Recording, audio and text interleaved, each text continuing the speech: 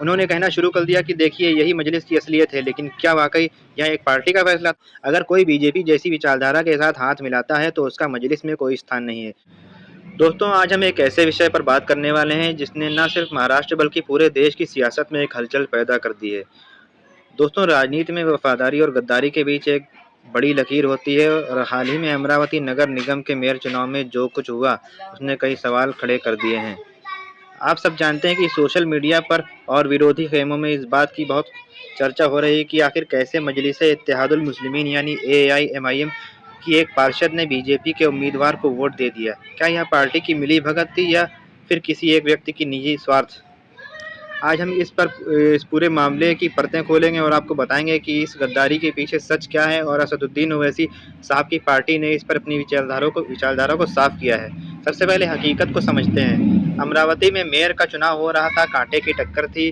वहां मजलिस की एक पार्षद है मीरा कांबले। जब वोटिंग का वक्त आया तो पूरी दुनिया हैरान रह गई, क्योंकि मीरा कांबले ने अपना कीमती वोट भारतीय जनता पार्टी के उम्मीदवार श्रीचंद तेजवानी के पक्ष में डाल दिया। नतीजा यह हुआ कि बीजेपी का मेयर बना। अब जैसे ही यह खबर बाहर आई, विरोधियों को एक मुद्दा मिल गया। दोस्तों, बिल्कुल नहीं। हमें यह समझना होगा कि जब कोई सिपाही मैदान जंग में अपने झंडे को धोखा दे दे तो उसे सेना की हार नहीं बल्कि एक उस सिपाही की गद्दारी माना जाता है। जैसे ही बैरिस्टर असदुद्दीन ओवैसी और इम्तियाज जलील साहब को इस बात की खबर मिली, उन्होंने एक पल भी देरी न करते हुए उन्होंने एक पल की भी देरी नहीं की। पार्टी ने बिना किसी जांच पड़ताल का बहाना बनाए मीरा कांबले को तुरंत पार्टी से निष्कासित यानी बाहर का रास्ता दिखा दिया। यह मजलिस का पॉजिटिव रोल है। मजलिस ने यह संदेश दे दिया कि हमारे लिए विचारधारा से बढ़कर कोई पद या कोई पार्षद नहीं है। अगर कोई बीजेपी जैसी विचारधारा के साथ हाथ मिलाता है तो उसका मजलिस में कोई स्थान नहीं है।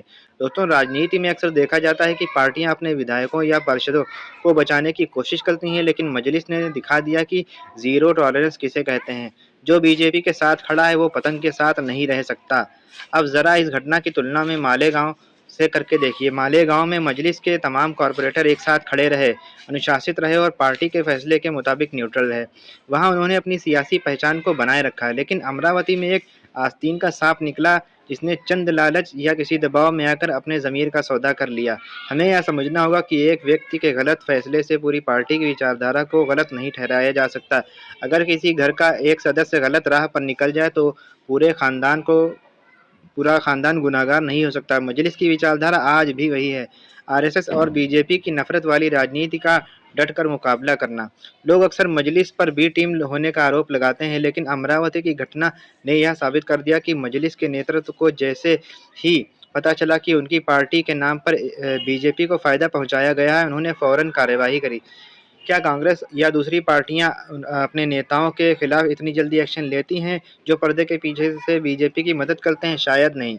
मजलिस ने अपनी सफाई शब्दों से नहीं बल्कि अपने एक्शन से दी है। मीरा कांबले का निष्कासन यह बताता है कि ओवैसी साहब की लीडरशिप में गद्दारों के लिए कोई जगह नहीं है। दोस्तों, अमरावती का यह वाकया हमें एक बहुत बड़ा सबक देता है। यह सबक उन वोटरों के लिए भी है जो और पार्टी कार्यकर्ताओं के लिए भी।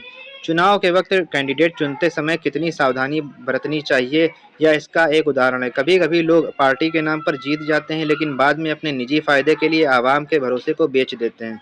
मीरा कांबले ने सिर्फ पार्टी को धोखा नहीं दिया बल्कि उन हजारों लोगों को धोखा दिया है जिन्होंने मजलिस की विचारधारा और पतंग के निशान पर भरोसा करके उन्हें वोट दिया था।